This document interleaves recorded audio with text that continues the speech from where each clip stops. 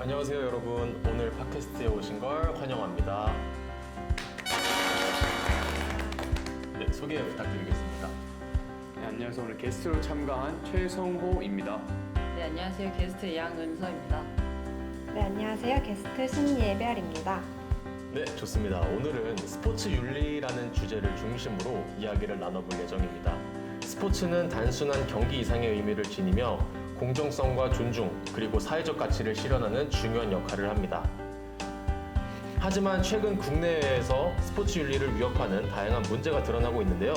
이번 팟캐스트에서는 국내 체육계와 글로벌 스포츠계를 중심으로 이러한 문제들을 살펴보고자 합니다.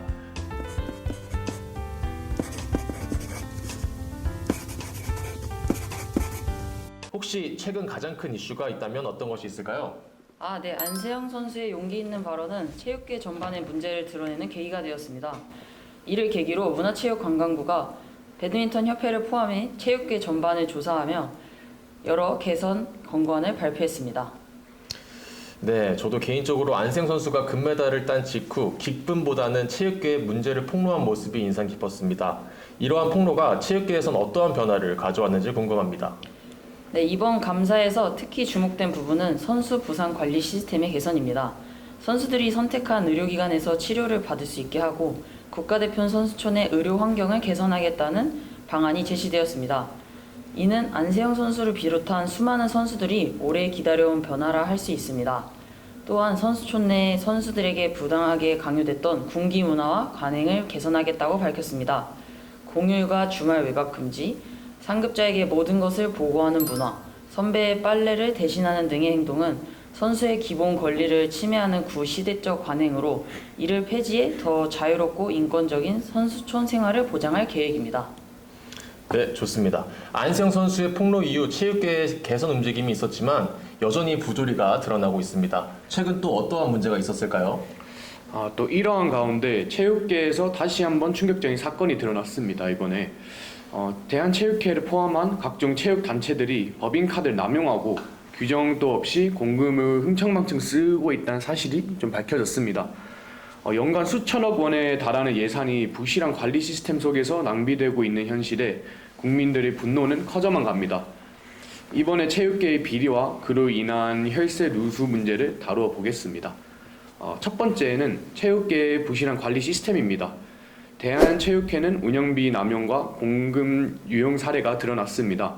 특히 평창올림픽 자금 590억 원과 선수단 해란식 비용 낭비는 체육계의 구조적인 문제를 보여줍니다. 그리고 두 번째로는 계속되는 비리와 부정행위입니다. 체육계는 단순한 관리 문제를 넘어서 여러 차례 비리와 부정행위로 구설수에 오르고 있습니다. 직원들이 법인카드를 계속 남용하고 심지어 다른 직원의 월급을 빼돌려 비트코인에 투자한 사건까지 벌어졌습니다. 대한체육회뿐만 아니라 지역 체육회들도 규정이 미비해 업무 추진비를 부적절하게 사용한 사례가 적발되었었습니다. 이러한 사건들은 체육계가 투명성과 공정성을 잃고 있음을 보여줍니다. 네, 성우님의 얘기를 들어보니 체육계에 많은 문제들이 수면 위로 떠오르고 있는 것 같습니다. 단순한 관리 문제를 넘어 이러한 부조리가 반복되는 근본적인 원인은 무엇이라고 보시나요? 또 규제 부재뿐만 아니라 체육계 내부 문화나 구조적인 문제도 영향을 미친다고 생각하시나요? 네, 모든 문제의 원인은 부실한 규제 시스템입니다. 체육계는 규정 없이 운영되며 잘못된 행위에 대해 명확한 처벌이 이루어지지 않고 있습니다. 체육회는 국제올림픽위원회 헌장을 이유로 준정부기관으로 분류되지 않아 관리가 소홀해지고 부정부패가 이어지고 있습니다. 국민의 세금이 투입되는 만큼 더욱 엄격한 관리가 필요함에도 불구하고 체육계는 내부적으로 자정작용을 기대하기 어려운 구조입니다. 이러한 이유로 선수들의 고충과 국민들의 실망이 커져가고 있는 상황입니다.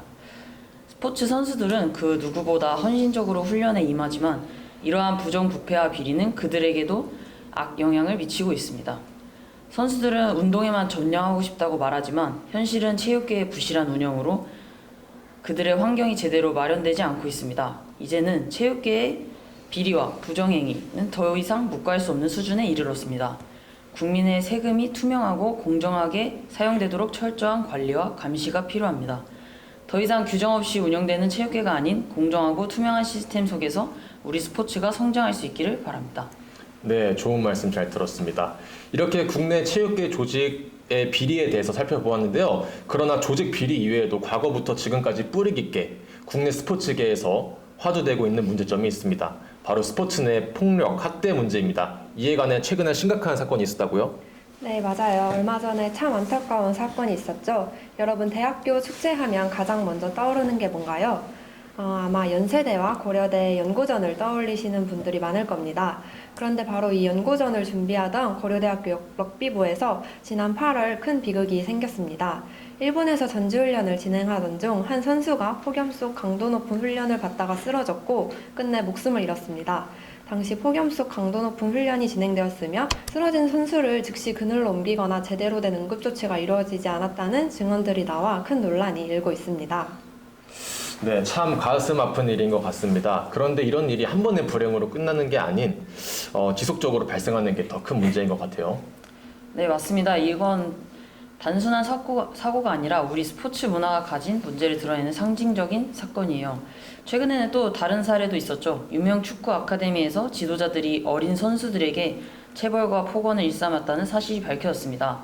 지도자들은 이를 훈육이라고 주장했지만 폭력을 훈육으로 포장하는 이런 태도는 절대 정당화될 수 없습니다. 네, 그럼 이쯤 되면 이런 질문이 나올 수밖에 없을 것 같아요. 왜 이런 일들이 계속 반복될까요? 네, 사실 이번 폭력 사건은 특정 지도자나 환경의 문제로만 보아서는 안 됩니다. 이건 우리나라 스포츠 문화와 구조적인 시스템의 문제를 그대로 보여주는 사례였는데요. 우리가 스포츠를 이야기할 때 종종 승리와 성과에만 초점을 맞추곤 합니다. 선수들이 승리를 위해 겪는 고통은 때로는 필요한 과정으로 정당화되고 지도자들의 폭력적인 훈련 방식은 효율적이라는 이름 아래 묵인되고 합니다. 더 큰 문제는 대학 스포츠가 엘리트 스포츠로 가는 관문으로 여겨진다는 점이에요.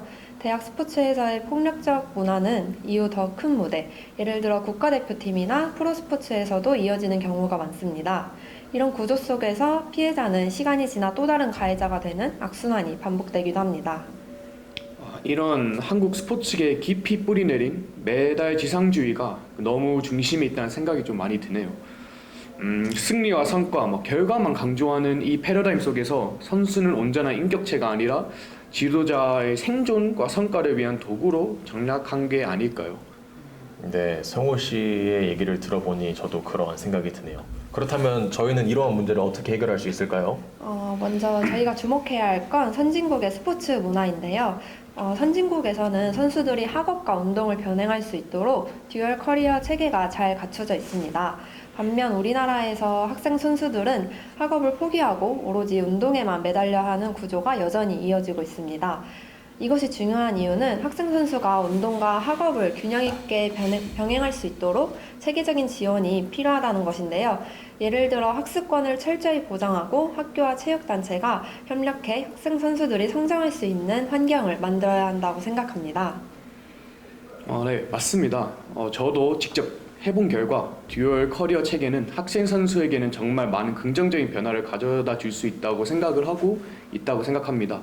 예를 들어서 운동뿐만 아니라 학업과 같은 다양한 활동을 병행하면서 선수들은 스스로 성장에만 하지 않는 존재로 의식하게 됩니다. 나는 성과가 전부가 아니다 라는 생각이 스트레스와 폭력에 대한 저항력을 강화해주죠. 그리고 중요한 건 운동부의 폐쇄성을 깨트릴 수 있다는 거예요. 학업이나 다양한 활동에 참여하면서 학생 선수는 더 넓은 사회와 연결된 기회를 가질 수 있거든요. 이건 단순히 학업의 문제를 넘어서 운동부 내부에서의 폭력을 은폐하거나 정당화하는 구조를 약화시킬 수 있습니다. 네, 이렇게 짧게나마 이야기를 해보니까 국내 스포츠계가 아직 해결해야 될 문제가 정말 많이 남았다는 걸 새삼 또 느끼게 되는 것 같아요. 네, 맞습니다. 스포츠는 승리나 메달을 위한 게 아니잖아요, 사실. 사람을 성장시키고 협력과 존중을 배우게 되는 과정인데 정작 우리 스포츠 문화는 너무 오래 성과 지상주의에만 머물렀던 것 같아요. 네, 좋습니다. 국내 체육계 문제를 통해 스포츠 윤리가 얼마나 중요한지를 다시 한번 깨달을 수 있었습니다. 이제 글로벌 스포츠계에서 드러나는 윤리적 문제들을 살펴보며 더 넓은 시야로 이 문제를 논의해 보겠습니다.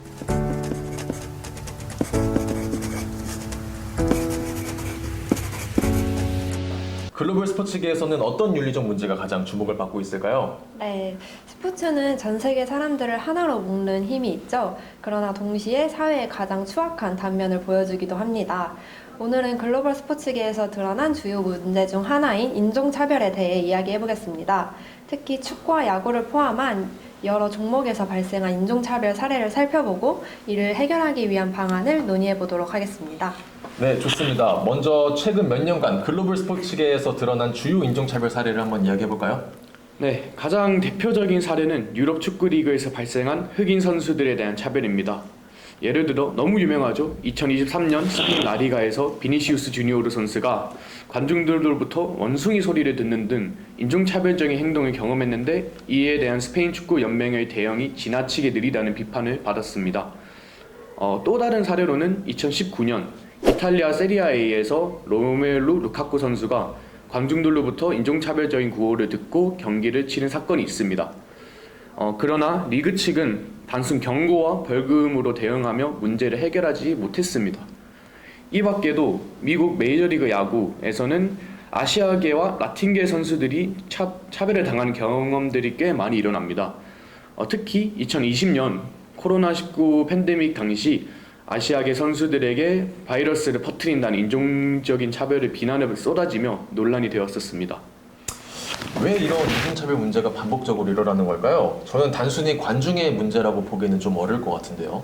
네, 맞습니다. 인종차별은 단순히 특정 팬이나 개인의 문제가 아니라 스포츠계에 뿌리 깊게 자리 잡은 구조적 문제입니다. 예를 들어 유럽 축구 리그는 오랜 기간 백인 중심으로 형성되어 비백인 선수들이 차별적인 대우를 받기 쉬운 환경입니다.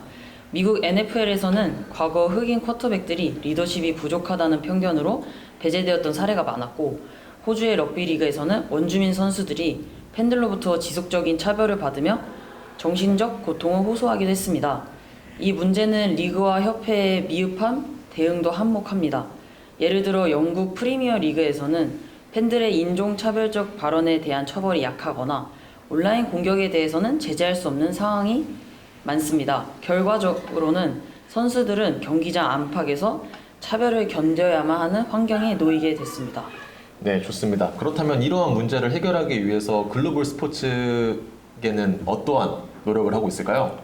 좀 다양합니다. 몇몇 리그는 인종차별 문제에 대한 단호한 입장을 좀 보이고 있습니다. 예를 들어 미국 NBA는 선수들이 공공연히 목소리를 낼 수 있는 환경을 조성했습니다. 그리고 2020년 조지 플로이드 사건 이후 NBA 선수들은 경기 전 무릎을 꿇고 인종차별 반대 메시지를 전달했으며 리그는 이를 적극적으로 지지를 했습니다.